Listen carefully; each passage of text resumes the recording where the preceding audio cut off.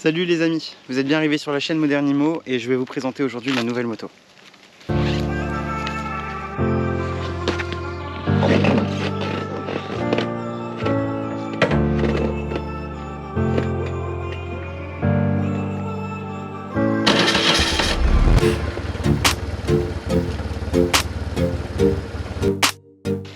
Donc, vous êtes bien arrivés sur la chaîne Modernimo. Aujourd'hui, je vais vous présenter un projet complètement fou. Jamais j'aurais cru avoir un GS une fois dans ma vie. Et figurez-vous que je l'ai échangé contre mon ancienne moto custom. Bon, longue histoire, je rentre pas sur le détail et tout ça. J'espère que l'ancien propriétaire s'amusera pas à écrire des bêtises ou quoi que ce soit. Aujourd'hui, nous voici propriétaires chez Modernimo de ce magnifique GS. Alors, magnifique GS. Magnifique GS. Vous savez qu'on commence un petit peu à bricoler, on commence un tout petit peu à s'y connaître, mais légèrement, très légèrement. On peut pas être expert en toutes les motos. J'insiste un petit peu par rapport à l'ancien propriétaire. Je me permets de poser ça, je suis à vous. Si vous voulez, aujourd'hui on m'a proposé cet échange. L'ancien propriétaire de cette magnifique moto et s'est approché de moi, m'a demandé si j'étais éventuellement dispo pour cet échange. Sincèrement, quand je l'ai vu tout au début, je me suis dit carrément, ça pourrait carrément le faire. J'ai jamais eu de GS, je la trouve magnifique. Pour moi, une moto un peu mythique, hein, si on peut dire. Donc c'est comme qui dirait un petit peu la moto que tout le monde a pour faire des road trips. J'ai presque envie de dire une moto un peu victime de son succès. Pourquoi? Parce que tout le monde la kiffe. C'est aussi bien une moto de cité qu'une moto de grand luxe. Quand je vois aujourd'hui les propriétaires, enfin les personnes qui peuvent se permettre de s'acheter un GS neuf, faut avoir quand même pas mal d'argent. Faut aussi ne pas oublier qu'une moto, ça reste pour la plupart des communs des mortels un véhicule secondaire. Donc du coup, est-ce qu'on est capable de mettre 30, 40, 50 000 euros pour une moto au quotidien pour un véhicule secondaire? Certains oui, sur des voitures passion par exemple, je pense à une Porsche ou des véhicules encore un peu mythiques qu'on pourrait retrouver, qui a tendance à pas perdre de valeur, parce que si on part sur un véhicule par exemple de collection ou un véhicule de cinéma ou un véhicule vraiment atypique, et normalement ça doit prendre de la cote avec le temps, avec l'âge et l'entretien qui est régulier. Là sur cette moto, je me suis dit pourquoi pas, voilà. On a tout fait en une après-midi, ça a été une longue après-midi, parce que franchement le coup d'inviter son copain pour commencer à démonter la mienne, et moi je me retrouve à essayer de devoir négocier pour essayer de m'en sortir. C'était un peu compliqué. Sur le coup, je l'ai essayé une demi-heure. Tout de suite, j'ai ressenti ce truc au niveau de la boîte de vitesse, l'embrayage. C'était pas forcément très négatif à mes yeux. Je me suis dit qu'il y avait un truc, qu'il y avait un mauvais réglage ou peut-être de l'hydraulique. Peut-être changer l'huile, tu vois, c'est peut-être pas grand chose, mais du coup, voilà, ça peut aider. Ça peut aider à récupérer la garde et le jeu qu'il y a justement dans le levier d'embrayage. Donc, je me suis dit, allez, pourquoi pas. Allez, on se lance, allez, pourquoi pas. La moto vient d'être peinte. Elle a été complètement retravaillée aussi par apparemment l'ancien propriétaire. Lui, il l'a racheté à un de ses copains, c'est son copain qui avait tout équipé. Quand il l'a acheté, tout était neuf. Donc, en gros, ça n'a pas beaucoup de propriétaires, ça n'a pas beaucoup d'âge non plus et tout ça. Le monsieur qui me l'a échangé, il est plus petit que moi, moins en forme physique, on va dire. Mais quand il la sentait partir, quand il la sentait malheureusement partir légèrement comme ça sur la droite, il avait tendance à la jeter par terre et à la laisser tomber et se protéger de lui-même. Il l'a rattrapé plusieurs fois et enfin il l'a relevé avec ses copains. Il m'expliquait ça et en gros c'est pour ça que cette moto elle l'intéressait plus. Trop lourde, trop haute. Il a eu beau la rabaisser au maximum, c'est vrai qu'elle est encore super haute. Je vous avais promis un test complètement atypique sur cette GS et vous dire entièrement la vérité et vous dire mon ressenti. C'est ce qu'on va faire aujourd'hui. Restez bien jusqu'à la fin de cette vidéo parce que vous allez voir, je vais encore dire des trucs, vous allez halluciner. Vous allez sûrement gueuler hein, si vous êtes des puristes, si vous êtes vraiment des puristes de GS, vous allez peut-être me dire que je suis complètement à côté de la plaque, etc. Mais c'est pas grave. Après, je vous dis pas que je la déteste parce qu'en vrai, elle fait partie de mes motos préférées aujourd'hui. Mais par contre, comme tout ce que j'aime de mon côté, c'est toujours un peu particulier. Je suis pas forcément fan du grand luxe et de la facilité. Moi, quand des fois, faut bidouiller des trucs, faut passer plein de vitesse et nanana, et ça me fait marrer, ça m'éclate et du coup, je m'amuse beaucoup à conduire ces trucs-là. Là, sur cette moto, très lourde, hein, les amis. Hein. Quand je vous dis ça, c'est qu'il faut la tenir comme ça, tu vois. À ce moment-là, il faut savoir aussi un truc, elle se comporte un petit peu comme une Rocket 3. Je sais pas si vous avez déjà essayé ça chez Triumph. Le moteur est tellement gros, certaines Harley aussi. Mes custom à moi, ils n'avaient pas tendance à faire ça parce qu'ils étaient sur un moteur central et pourtant on était sur un bicylindre, mais moteur central bien équilibré. Sur du Harley et tout, je l'ai déjà ressenti sur l'effet centrifuge du moteur. Quand tu accélères au neutre, tu vois, t'es à l'arrêt, tu t'accélères un coup, et tu sens la moto qui vroom, tu vois, ça fait vroom, vroom, vroom, vroom, tu vois. Déjà ça fait déjà flipper parce que t'as vraiment un mouvement elle part la moto. En vrai, ça va, ça le fait, mais c'est pas ingérable. Et puis de toute façon, quand ça fait ça vrille un petit peu. Ça veut pas dire qu'elle va chuter par terre. Ça veut juste dire qu'elle vrille un petit peu. Alors je suis désolé, il y a une abeille ou je sais pas quoi qui me kiffe. Là, c'est bon, elle est partie kiffer autre chose. Quand je l'ai prise, je l'ai essayé, je l'ai tout de suite manipulée en la portant comme ça. Déjà elle était sur sa centrale, il a fallu la baisser. Alors le monsieur il faisait 140 kg, alors quand il montait sur la centrale, forcément lui ça faisait contrepoids. Moi j'en fais, je sais plus, entre 65 et 70, je vais faire 67, 68 kg, un truc comme ça. Je suis vraiment très léger à côté de ça. Du coup, j'ai oublié moi la centrale, je l'ai arrêté. C'est le jour où on va crever qu'on va commencer à y penser, mais sinon pour l'instant on oublie. Sur la béquille, quand tu la poses sur du plat, la béquille, mon copain, elle est tellement dans l'angle que la moto, elle est à 45. Donc tu vas me dire, bah on s'en fout et tout. La moto, elle est à 45 gros. Donc c'est-à-dire qu'elle a déjà pris beaucoup d'angle et il faut la porter. En vrai, je mets énormément d'énergie pour la redresser. Elle est super lourde. Pourquoi? Parce qu'en fait, on a le moteur... Putain, ils me l'ont dit 30 fois. Donc moteur flat, moteur à plat, forcément. Qu'on retrouve sur les Boxers, qu'on retrouve sur des Porsche, qu'on retrouve sur les BMW en moto et qu'on retrouve sur pas mal de modèles de BMW. Je vais pas rentrer dans le détail, je m'y connais pas. Il y a des super beaux projets de bobber qui ont été faits sur cette moto avec ce châssis et en vrai ils ont fait des super beaux trucs. Je vous invite à les regarder. Je peux peut-être vous mettre quelques extraits juste ici, mais par contre moi je rentre pas dans les explications, peut-être sur une prochaine vidéo mais pas sur celle-ci. Quand j'ai pris la moto, j'ai compris que les car crash aussi ils étaient là, ils étaient pas là pour la déco. J'ai tout regardé, j'ai tout observé quand j'étais là-bas et en fait figurez-vous que c'est un moteur, c'est un énorme moteur sur lequel on a posé une partie cycle, donc un cardan à l'arrière qui reprend frein, roue et tout le système. C'est bien, c'est qu'il n'y a pas de kitchen, ça c'est un truc bien aussi. On prend la jante aussi forcément. Les jantes on pourra en parler après, ils sont trop belles. Les jantes ils sont sublimes, ils sont magnifiques. J'adore. Même si je pense que tu vois sur un terrain sinueux comme sur lequel on est aujourd'hui, ça doit être moyen quand même puisque je pense que ta jante elle doit prendre super cher. La moto est super lourde, tu as tendance déjà à la charger. Pour le peu que toi tu montes dessus, que tu es quand même assez costaud et que tu prends ta gonzesse avec toi, je pense que là niveau force au millimètre carré sur un rayon, tu lui mets pas mal. Tu vois ce que je veux dire? Donc après, je suis d'accord que c'est explosé sur toute la force de la jante, mais tu mets vraiment beaucoup de force et d'énergie sur des tout petits bouts de rayon. Après, c'est aussi inconsommable, on m'a dit. Mais bon. Les côtés gadgets, plastique et tout, sublime, rien à dire. Franchement, j'aurais pas fait mieux. En plus, vous savez très bien que pour moi, le vert kaki, le vert olive, un peu déco militaire, je kiffe ça. D'ailleurs, aujourd'hui, vous voyez mon fut. Je suis dans le thème. Alors il fait vraiment très chaud, on est en canicule. Pourquoi je vous parle de ça? Parce que la déco a fait vraiment, on va dire 90% de mon choix quand je lui ai dit oui pour faire l'échange. Elle aurait pas été dans cette déco là, j'aurais dit non. Et même jusque la peinture, j'aurais dit non. À la base la moto elle était jaune, c'est moche, hein, franchement jaune. Je retrouve un petit peu sous le réservoir parce que elle est, de là où je suis, j'arrive encore à voir un peu de jaune. Donc bon.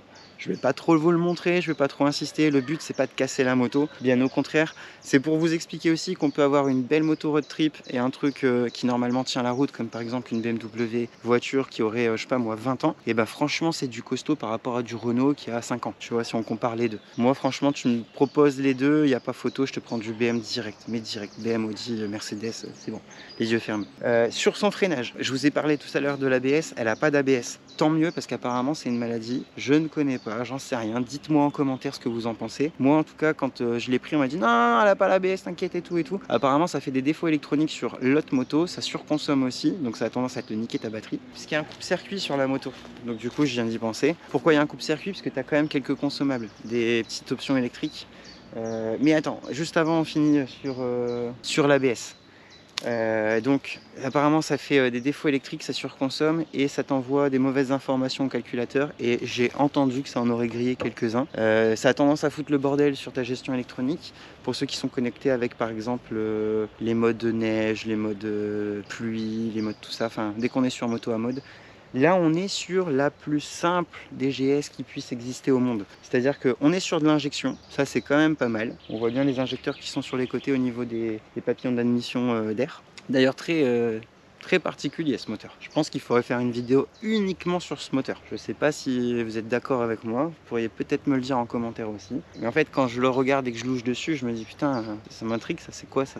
Et j'ai envie de démonter pour voir ce qui se passe à l'intérieur, pour voir comment ça réagit et tout ça, sans forcément connaître, même s'il y a forcément soit des gens d'entre vous, soit dans mon entourage qui vont dire non mais ça c'est ça, pas ça qui m'intéresse. Moi c'est de le découvrir, c'est d'essayer de comprendre pourquoi ils ont fait ça, tu vois. Et c'est vrai que par rapport à toutes les autres bécanes, c'est complètement différent. Même les Ducati après moteur un peu quand même différent.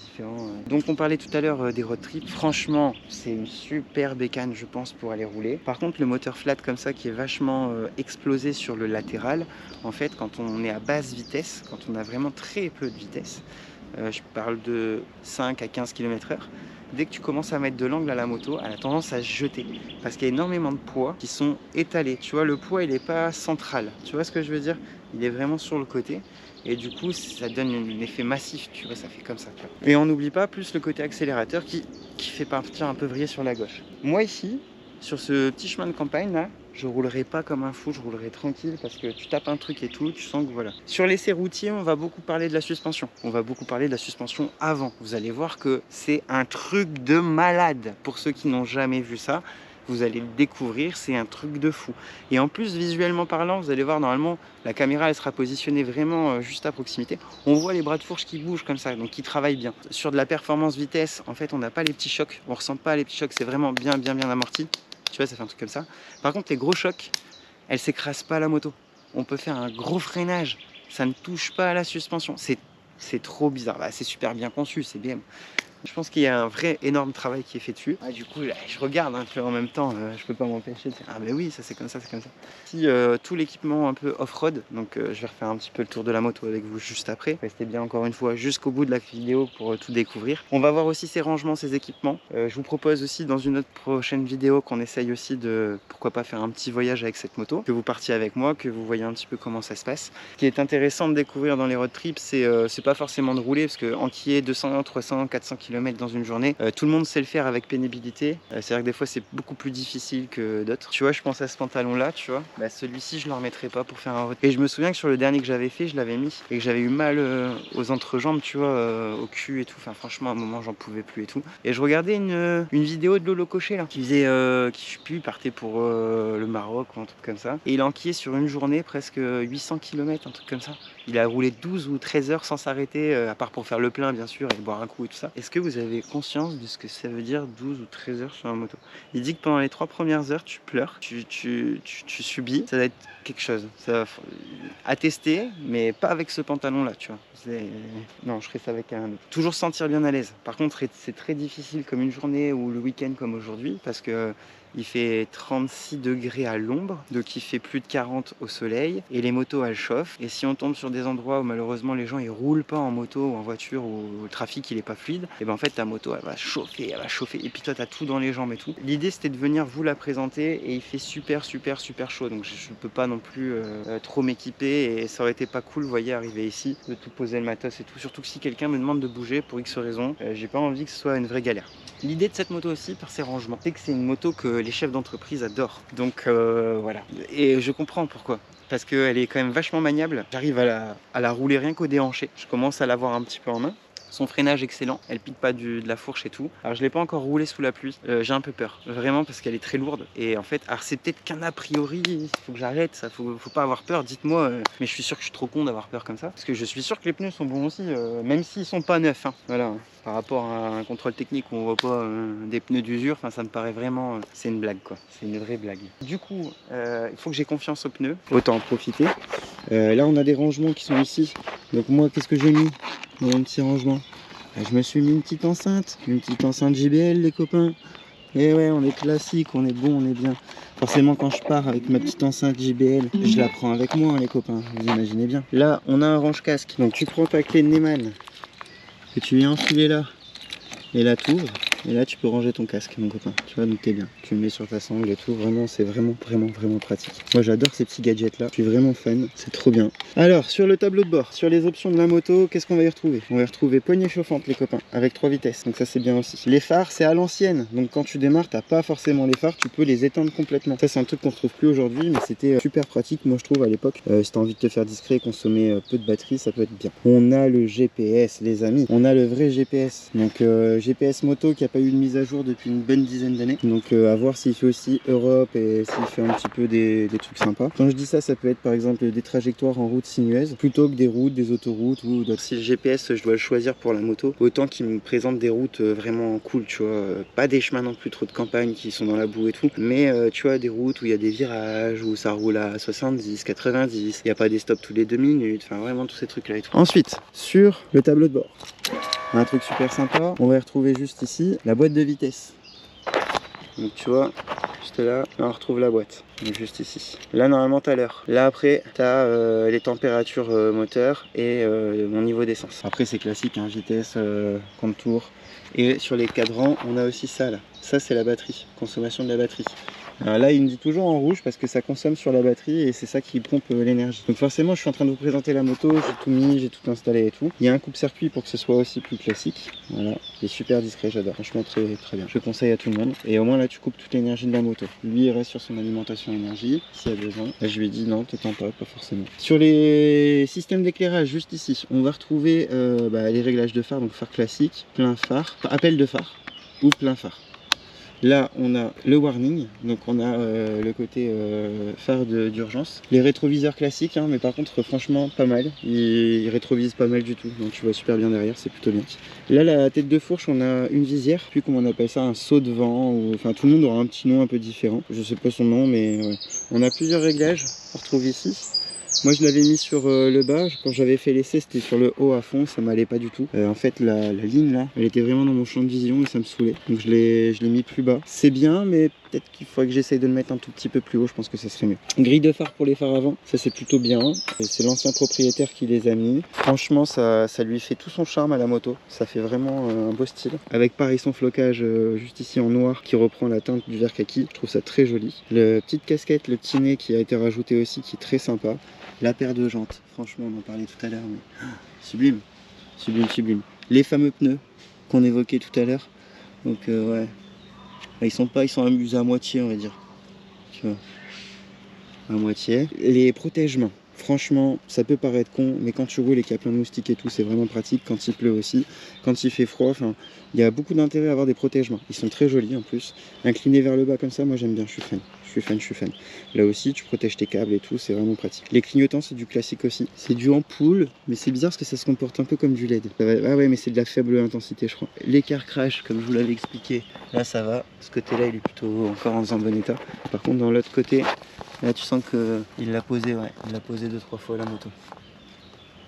Bon après elle est pas tombée, elle a pas chuté, elle a pas glissé, c'est vraiment juste posé, c'est posé à l'arrêt quoi. Donc ça va, c'est pas trop grave. Les bagages, est-ce qu'on en parle les bagages? Franchement pas mal.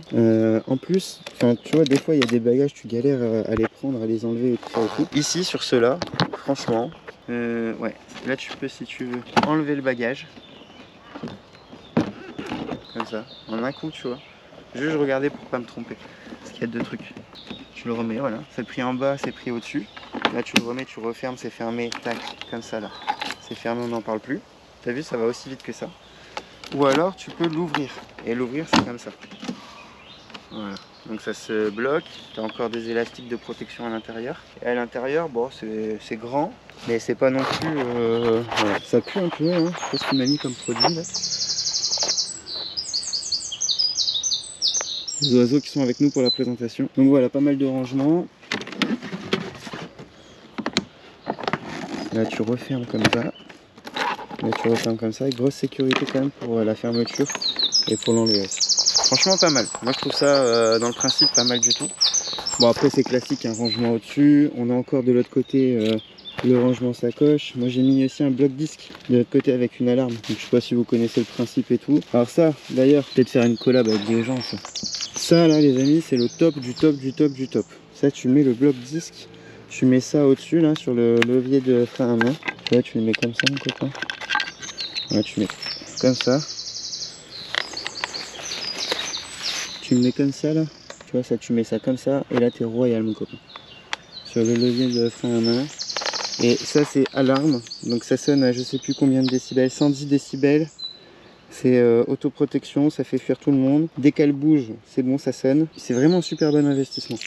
Il y a deux clés, ça va vite à poser, tu cherches pas à comprendre. Les piles, ça dure super longtemps. C'est vraiment bien réglé aussi, tu vois, ça bouge pas pour rien. Et pareil, avant que ça sonne, ça te dit une fois, dégage, sinon voilà. Et quand tu montes dessus, ça te permet aussi de pas l'oublier, donc c'est plutôt pratique.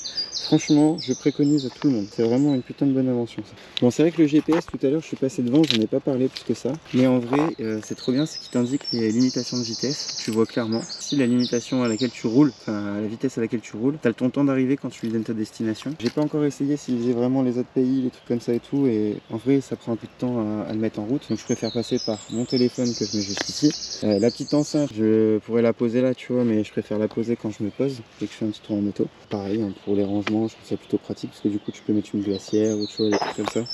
Bon, par contre, faut essayer de te trouver des coins à l'ombre parce que en fait, t'as pas de refroidissement liquide sur la moto, c'est vraiment que air. Faut pas qu'elle chauffe de trop, tu vois, la titine. Donc là, pour la présentation, je l'ai mise en plein soleil.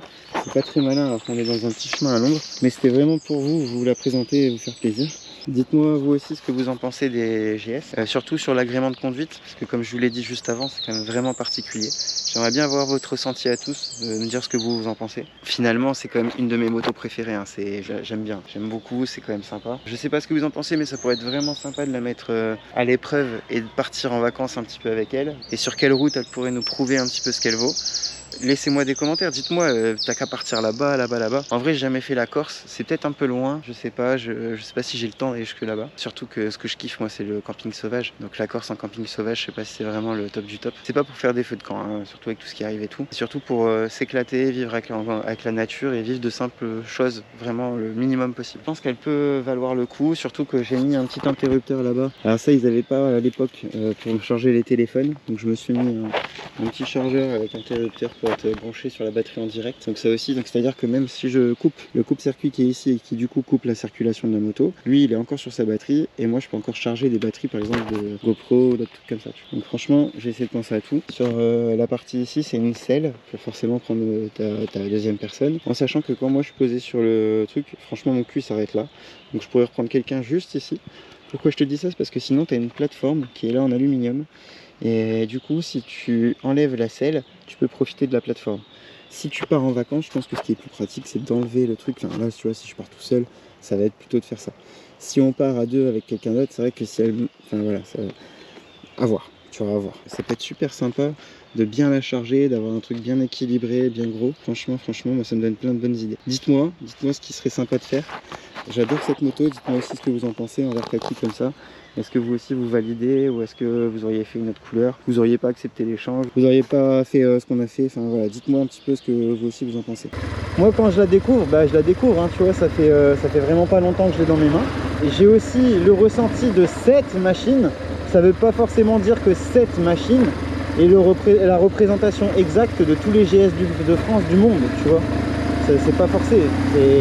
C'est juste que celle-ci, par rapport à son entretien et comment elle est aujourd'hui, on est là-dessus.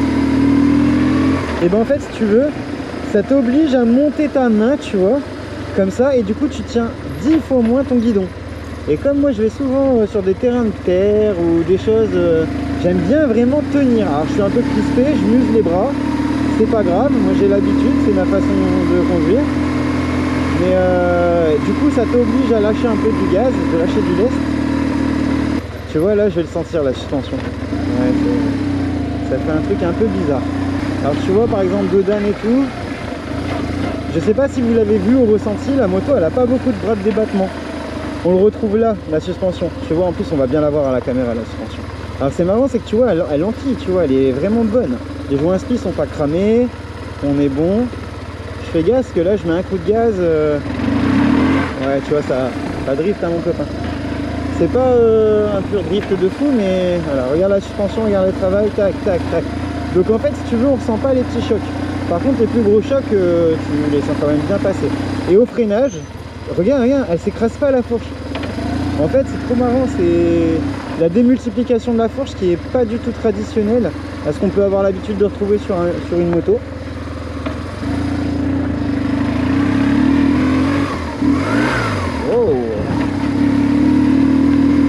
Je pense que l'embrayage, il n'est pas fatigué, mais il doit être mal réglé. Parce qu'il n'y a pas beaucoup de garde, il est très très haut. Et du coup, je vais essayer de regarder ça aussi. La moto, je viens de la voir, les amis, hein, ça fait 127 km que je roule avec. C'est vraiment le début pour moi. Habituellement, on fait beaucoup plus de kilomètres avec une moto. C'est incroyable, hein. L'ancien propriétaire, lui, il ne l'a pas gardé longtemps. Je pars en marche arrière, je suis encore en équilibre. Ah là, j'aimais bien ça. Alors vous voyez là, je vais essayer de remettre. Ah voilà, elle galère un peu. Bah c'est pas grave, on va rester en 2. Et si j'appuie à fond sur mon embrayage, enfin si je débraye hein, pour les puristes, si je débraye à fond, et ben en fait elle galère, elle passe pas de vitesse la moto. Et du coup il faut que je remonte absolument mon débrayage, il faut qu'il soit plus haut, pour que une fois plus haut, je suis désolé j'ai dû faire moustique, pour que une fois plus haut, il puisse s'ouvrir un petit peu aux autres. Alors la puissance 1150 cm3, c'est pas mal, hein, c'est vraiment pas mal. On pourrait croire pour les plus jeunes qui n'ont pas le permis gros centimètre cube mais juste le petit, le A1, et ben on pourrait croire que c'est énorme, mais en fait quand on est sur le poids de cette machine, c'est un minimum.